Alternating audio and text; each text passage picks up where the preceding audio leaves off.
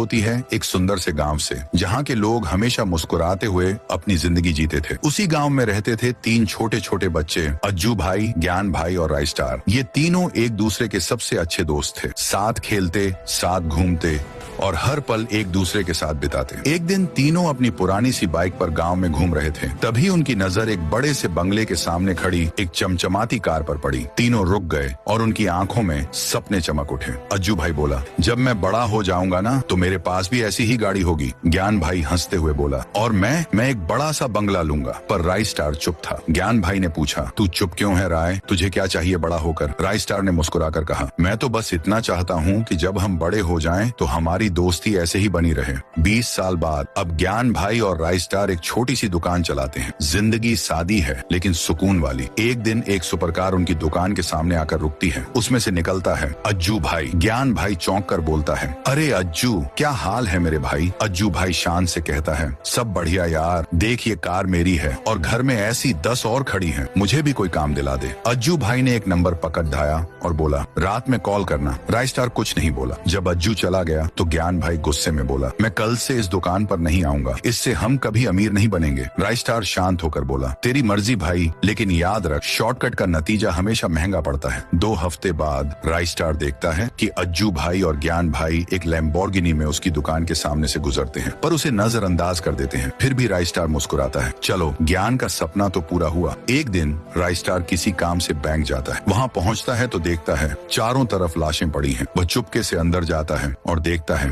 अज्जू भाई और ज्ञान भाई बैंक लूट रहे होते हैं। राय स्टार दौड़ता हुआ उनके पास पहुँचता है। ये तुम क्या कर रहे हो? ज्ञान भाई गुस्से में चिल्लाता है, तू बीच से हट जा रहा है वरना तुझे भी मारना पड़ेगा। राय स्टार मना करता है और तभी अज्जू और ज्ञान दोनों उस पर गोली चला देते हैं। राय स्टार बेहोश हो जाता है। जब उसे होश आता है, डॉक्टर कहते हैं, किस्मत अच्छी थी, गोली दिल को नहीं लगी। थोड़ी देर बाद अज्जू भाई भागता हुआ आता है। राय भाई, वाइट 444 के गुंडों ने ज्ञान को पकड़ लिया है। बैंक लूट के बाद वो हमें घेर के पैसा छीन लिए। मैं तो भाग गया पर ज्ञान पकड़ा गया। राय स्टार का गुस्सा अब आसमान छू रहा था। अब जो भी हो, ज्ञान को मैं बचा के रहूंगा। वाइट 444 चिल्लाता है, हमारे इलाके में चोरी करेगा तो मरेगा। ज्ञान रोते हुए बोलता है, मार दो मुझे, मैंने अपने ही भाई जैसे दोस्त को मारने की कोशिश की है। तभी एक बड़ा धमाका होता है। धूल के बादल हटते हैं और एंट्री होती है राय स्टार और अज्जू भाई की। जबरदस्त फाइट होती है। राय स्टार और अज्जू भाई मिलकर वाइट 444 और उसके गुंडों का सफाया कर देते हैं। धुंध हटते ही ज्ञान भाई देखते हैं वाइट 444 भाग चुका है। जैसे ही वो पीछे मुड़ते हैं,